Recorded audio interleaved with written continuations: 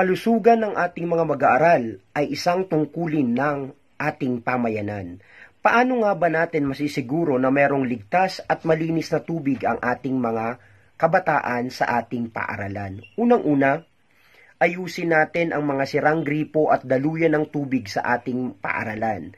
Pangalawa, maglagay ng sapat na hand washing facilities para sa ating mga mag-aaral. Dapat ito ay akma sa dami ng mga mag-aaral upang hindi mahirapan sila na magkaroon ng access sa paghuhugas ng kanilang mga kamay at magkaroon ng available na source ng tubig inumin ng ang ating mga mag-aaral. Ito ay magiging posible sa paglalagay ng filter sa ating mga gripo para makainom sila ng malinis at abot kayang tubig na supply sa ating mga paaralan.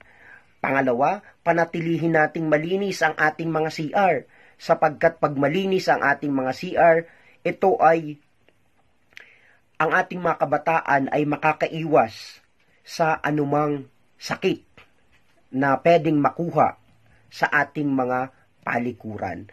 At huwag na rin natin kalimutan ang 3 R's, reduce, reuse, at recycle. At huwag rin natin kalimutan mag-segregate ng ating mga basura, lalong-lalo na sa ating mga paaralan. Ihiwalay ang mga papel at bote na pwedeng mapakinabangan at ihiwalay din ang mga basurang nabubulok na pwedeng gawing compost or materials for ating composting.